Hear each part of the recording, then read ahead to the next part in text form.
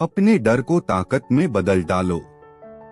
दोस्तों, इस अस्त व्यस्त दुनिया से अलग होकर जब भी कोई इंसान अपने साथ अकेले में समय बिताता है, तभी उसके दिमाग में नाना प्रकार की चिंताएं जन्म लेने लगती हैं।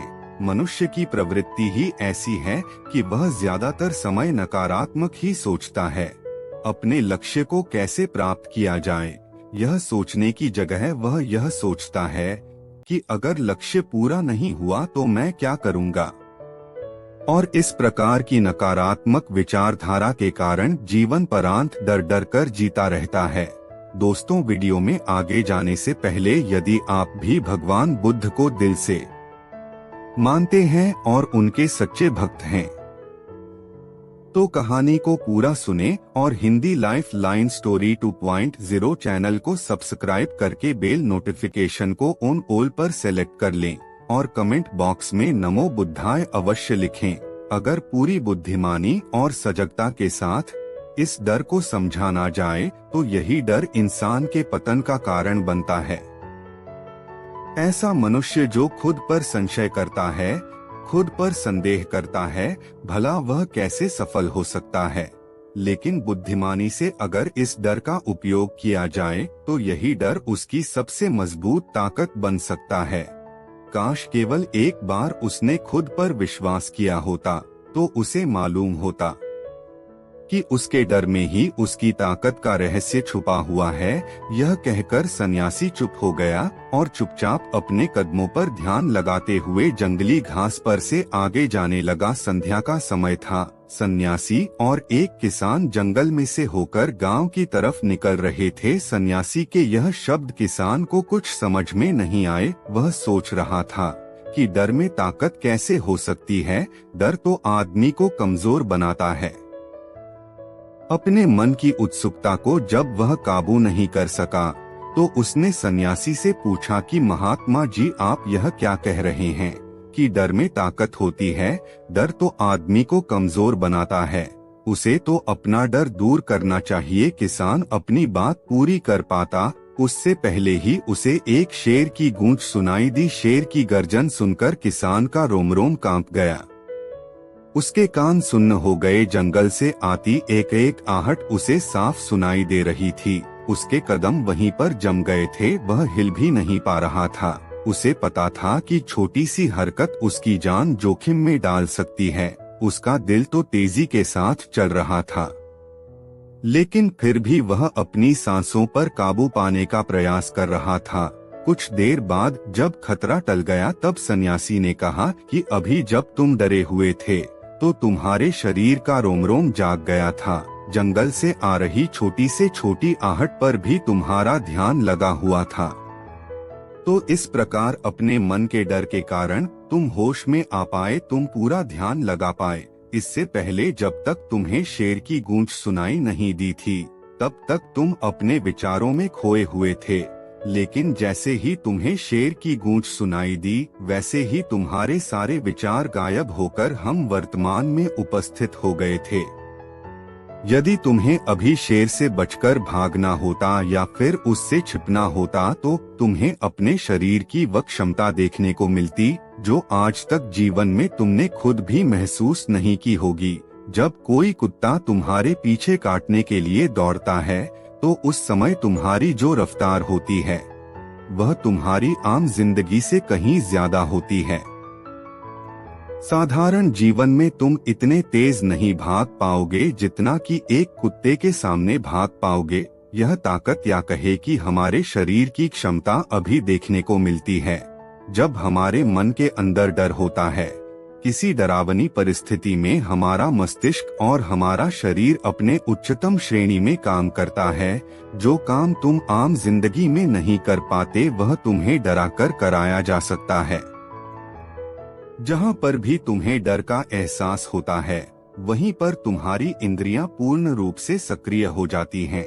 तुम्हारे कानों की सुनने की क्षमता तेज हो जाती है, दृष्टि एकटक हो जाती है, पूरी सजग हो जाती है, सक्रियता तीव्र हो जाती है और जैसे जैसे वह डर खत्म होता है वैसे वैसे तुम सुप्त अवस्था में चले जाते हो। तुम सो जाते हो और तुम्हारे इंद्रियां फिर से आराम की स्थिति में चली जाती है। सन्यासी ने किसान से कहना जारी रखा कि परीक्षा से एक दिन पहले जो याद करने की तुम्हारी गति होती है वह साधारण याद करने की क्षमता से कहीं तेज होती है। सिर्फ एक बार याद किया हुआ तुम्हें परीक्षा के समय याद रह जाता है और तुम जानते हो कि यह सब परीक्षा के डर से ही होता है। इसीलिए डर को दूर करने की जगह इंसान को यह सोचना चाहिए कि वह अपने डर को ताकत कैसे बना सकता है। जिस प्रकार सुख और दुख, प्रकाश और अंधेरा एक ही सिक्के के दो पहलू होते हैं, उसी प्रकार डर और ताकत भी एक ही सिक्के के दो पहलू होते हैं। जिस प्रकार रोशनी के बिना अंधेरा पूर्ण नहीं होता, सुख के बिना दुख पूर्ण नहीं होता, उसी प्रकार डर के बिना ताकत का भी कोई महत्व नहीं है। किसान सन्यासी के ज्ञान से बहुत प्रभावित हुआ, उनके चरणों में नतमस्तक हो गया और उनसे पूछा कि महात्मा, अंधेरे को तो दिया जलाकर रोशनी से भरा जा सकता है, लेकिन अपने डर को ताकत में कैसे बदले, इसके लिए कोई उपाय बताएं। इस पर सन्यासी ने कहा कि डर दो प्रकार के होते हैं, सबसे पहला मानसिक डर और दूसरा शारीरिक डर। सन्यासी ने किसान को समझाते हुए कहना शुरू किया कि मान लो तुम्हें जंगल से होकर गुजरना है और अचानक तुम पाते हो कि तुम्हारे मन में शेर का ख्याल आ गया। अभी तक प्रत्यक्ष रूप में शेर तुम्हारे सामने नहीं आया है। में अपने विचारों का निरीक्षण करेंगे तो हम पाएंगे कि ज्यादातर विचार हमारे काल्पनिक होते हैं और इसीलिए जो डर उन विचारों के कारण पनपता है वह भी काल्पनिक होता है। ज्यादा सोचने वाले लोगों को जब सोचने के लिए कुछ नहीं मिलता तो वह निरर्थक बातों के बारे में सोचने लगते हैं और वह बेकार के विचार उसे तो परेशान करते ही हैं, साथ ही साथ उसके परिजनों को, उसके सगे संबंधियों को भी परेशान करते हैं। इसीलिए ज्यादा सोचने वाले लोगों को यह समझना चाहिए कि मन में उठ रहे तमाम विचारों में से काम के विचार कौन से हैं और बेकार के विचार कौन से हैं। जो निरर्थक विचार हो उन्हें दूर करते जाओ और जो सार्थक विचार हो उनको गहराई से सोचना शुरू करो, तभी तुम्हारी समस्याओं के उलझनों के उपाय निकलेंगे। समस्याओं का सामना करना मानसिक डर को दूर करने का दूसरा उपाय है। इसका सामना करना, इसका मतलब यह नहीं है कि तुम शेर के सामने चले जाओ, बल्कि इसका मतलब यह है कि पूर्ण सुरक्षा के साथ तुम जंगल में जा रहे हो। यदि जंगल में जाना बहुत आवश्यक है तो तुम शेर के डर से अपने घर पर नहीं बैठ सकते हो।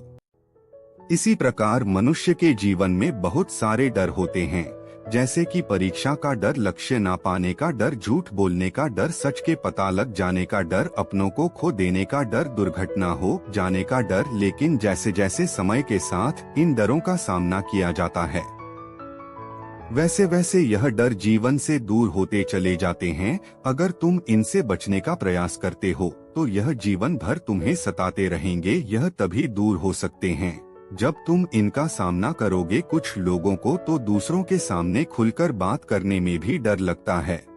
ऐसे लोगों को अनजान लोगों से बात करनी चाहिए। जितना ही वह लोगों से बात करेंगे उतना ही उनके मन का डर दूर होता जाएगा। मानसिक डर को ताकत में बदलने का तीसरा उपाय है, अपने डर को स्वीकार कर लिया जाए। अपने डर को स्वीकार करना, बहुत से लोग अपने जीवन में अपने डर को स्वीकार ही नहीं कर पाते। अगर आप उनसे पूछेंगे कि उन्हें किस चीज से डर लगता है तो वह साफ इनकार कर देंगे कि उन्हें किसी चीज से कोई डर नहीं लगता। लेकिन दूसरों की नजरों में ऊंचा उठने के लिए यह झूठ उन्हें बहुत महंगा हो जाता है। अगर वह अपने डर को स्वीकार करना नहीं सीखेंगे तो वह जीवन भर उस डर से मुक्त नहीं हो पाएंगे। इसीलिए समझदारी इसी में है कि अपने डर को स्वीकार कर लिया जाए। अगर आपको किसी चीज से डर लगता है तो किसी से शर्माने की या झिझक की जरूरत नहीं है। हर मनुष्य को, हर इंसान को किसी न किसी चीज से डर लगता ही है और आप पाएंगे कि जैसे ही आप अपने डर को स्वीकार करते हैं वैसे ही आपका डर खत्म होना शुरू हो जाता है। और जितना ही आप अपने डर को छुपाने की कोशिश करेंगे, आपका डर उतना ही मजबूत होता चला जाता है। यह सारे तरीके तुम्हारे मानसिक डर को दूर कर सकते हैं। अपने डर को ताकत में बदल डालो। शारीरिक डर। लेकिन शारीरिक डर को दूर करने के लिए तुम्हें दूसरे तरीके अपनाने होंगे। सबसे पहले यह समझो कि शारीरिक डर कौन सा होता है। मान लो तुम किसी जंगल से गुजर रहे हो और अचानक तुम्हारे सामने शेर आ जाता है। तुमने पहले नहीं सोचा था कि शेर तुम्हारे सामने आ सकता है, लेकिन जब वह तुम्हारे सामने आता है तो तुम्हारी सारी शारीरिक गतिविधियां शिथिल हो जाती हैं, तुम्हारी सांसें अटक जाती हैं, मस्तिष्क काम करना बंद कर देता है और तुम्हारा दिल तेजी के साथ चलने लगता है। तो इसीलिए जब बिन सोची बात हमारे साथ घटित होती है तो हमारा शरीर उस डर को महसूस कर पाता है। ऐसे समय में शारीरिक डर को दूर करने के कुछ उपाय हैं, कुछ तरीके हैं। सबसे पहला उपाय तो यही है कि अपने ऊपर संयम रखें। जब किसी मनुष्य के साथ बिन सोची बात घटती है तो सबसे पहले उसका संयम टूट जाता है और संयम टूटने के साथ उसका मस्तिष्क काम करना बंद कर देता है और इसी वजह से सोचने और समझने की प्रक्रिया भी रुक जाती है, क्योंकि हमारा शरीर उसी प्रकार कार्य करेगा जिस प्रकार हमारा मस्तिष्क उसे निर्देश देगा। अपने ऊपर संयम। अगर मस्तिष्क की सोचने समझने की शक्ति खत्म हो गई तो हमारा शरीर भी शिथिल हो जाता है। तो इसीलिए अगर कठिन समय में मनुष्य अपने ऊपर संयम रखता है तो उसका मस्तिष्क सही तरीके से काम करता है और वह सही निर्णय लेकर उस परिस्थिति से तत्काल बाहर आ सकता है। यहाँ पर दूसरा उपाय समझने का यह है कि जीवन में कुछ भी घटित हो सकता है। जीवन बहुत ही चमत्कारिक होता है। वह हमारी सोच के अनुरूप नहीं चलता, बल्कि उसमें कुछ भी हो सकता है और यही जीवन की खूबसूरती होती है।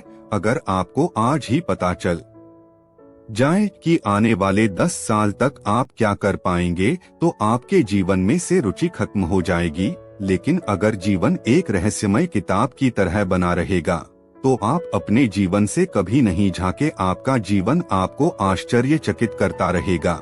इसीलिए यह समझो कि जीवन में कुछ भी घटित हो सकता है, तुम्हारी सोच से ऊपर भी घटित हो सकता है। इसीलिए कुछ अनुमान मत लगा लेना। इसी सोच को लेकर सन्यासी ने अपनी बात खत्म करते हुए कहा कि इन तरीकों से तुम अपने मानसिक और शारीरिक डर को दूर कर सकते हो और आनंद से भरा हुआ जीवन जी सकते हो। तो दोस्तों, कैसी लगी यह कहानी हमें कमेंट सेक्शन में जरूर बताना।